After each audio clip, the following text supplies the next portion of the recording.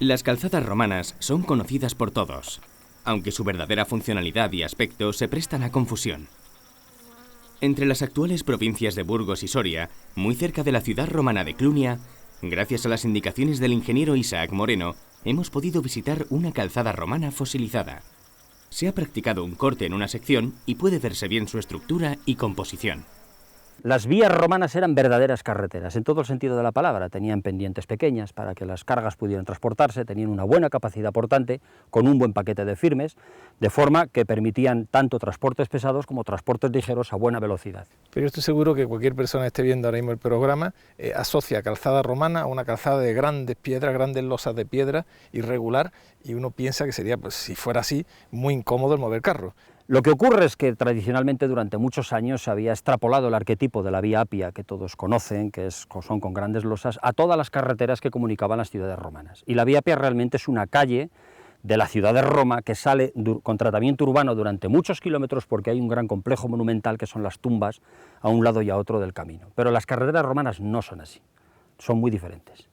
¿Cómo sería una sección clásica de una calzada? ¿Cómo crees tú que sería? Pues una sección clásica de una vía romana, por todo lo que hemos visto y encontrado en todas las partes del imperio. Son piedras gruesas abajo que sirven de cimentación, que son los que de alguna manera dan capacidad portante a la estructura final del firme, y una buena capa de materiales granulares finos, normalmente zahorras naturales, como estas que estamos viendo aquí, que son los que permiten una rodadura cómoda y una pisada del caballo además eficaz para poder ir, pues, a buena velocidad y que el agarre sea el que tiene que ser, suficiente y adecuado.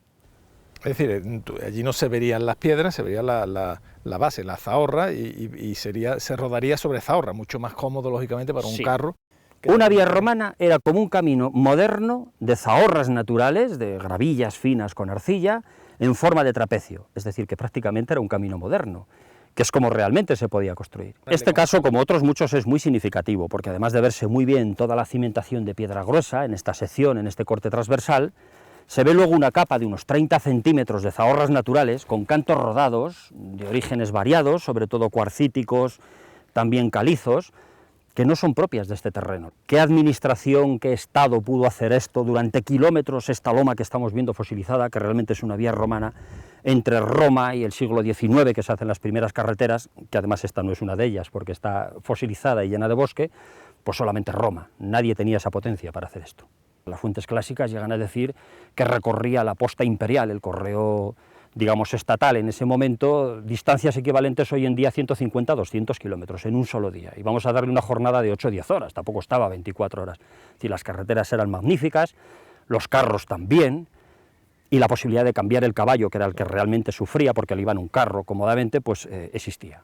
¿Y quién las construía? ¿Esclavos? ¿Son las legiones las que los construyen? ¿Son trabajadores normales bajo un salario? ¿Quién construye estas calzadas? Me voy a remitir a un autor francés, a Chevalier, en su libro de las Voies romaines, las vías romanas, ya del año 70 y tantos.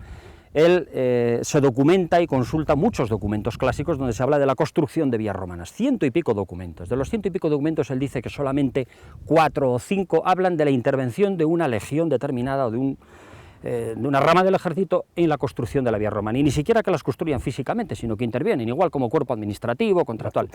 Exactamente, el resto son contratos a empresas privadas. De hecho, existían los funcionarios. ¿Constructoras como ahora? Empresas constructoras encargadas de construcción de carreteras y de puentes. Ya había funcionarios cualificados para celebrar en nombre del Estado esos contratos. Esta vía era subsidiaria de Clunia, y el paso de la calzada por esta región se ha relacionado con el transporte del oro del noroeste hasta Tarraco, la actual Tarragona. El famoso oro de las médulas habría transitado por aquí en su camino hacia las arcas capitalinas.